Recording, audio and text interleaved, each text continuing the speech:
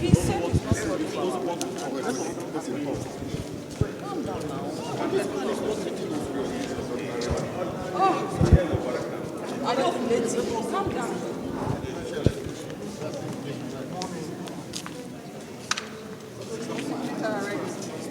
Yes, sir.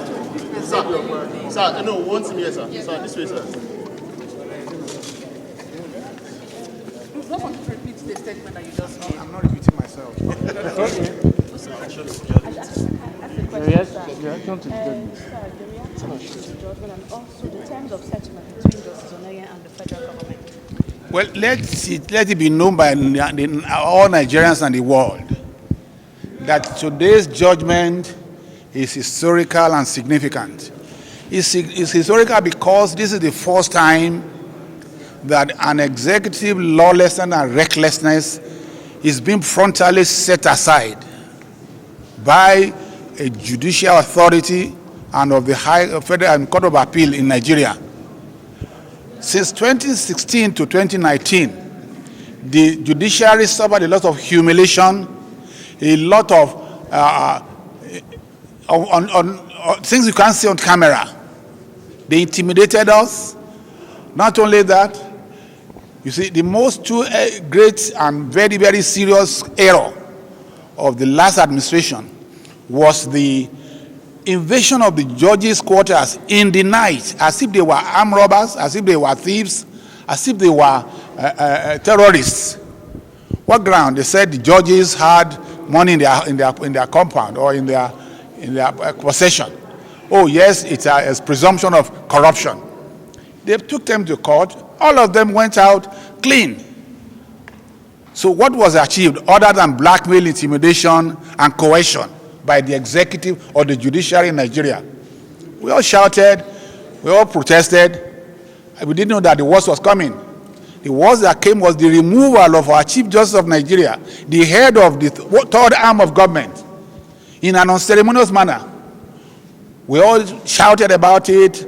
It was maneuvered. Unfortunately, the man became a victim. He was denied access to the Council of States. His monies that were in bank were taken away from him. And his life became almost, with respect, meaningless. If you rise from your call to ban 1978 to being removed as Chief Justice of Nigeria, what is left for you? Nothing. When this happened, anything can happen to any of our judges. And we believe that it not or should not happen in a constitutional democracy.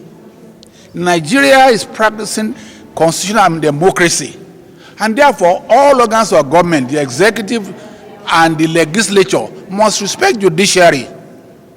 So the judgment today has affirmed the superiority of courts over whims and caprices of occupiers of executive and judicial and legislature. Let it be known by the whole world that judiciary in Nigeria is one of the best in the world. We have men and women of character learning who have sacrificed their life from their early age to old age to become anything in judiciary. And yet people talk flippantly, they talk recklessly concerning these eminent Nigerians. If we don't respect our judiciary in Nigeria, the whole world will not respect judiciary in Nigeria.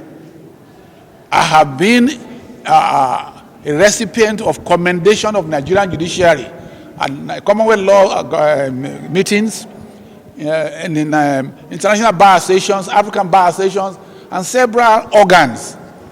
So let it be known that Nigeria has one of the best judiciary in the world.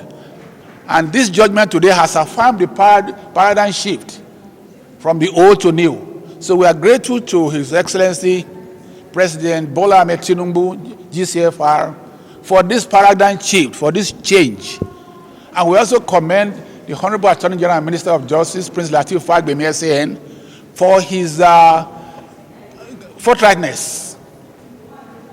He knew when something was wrong, it's wrong. When something is right, it's right. The judgment of that tribunal is unconstitutional, it's unlawful, and reckless exercise of power. And therefore, we are celebrating today as the day of the independence of judiciary in Nigeria. Thank you very much. Thank you very much.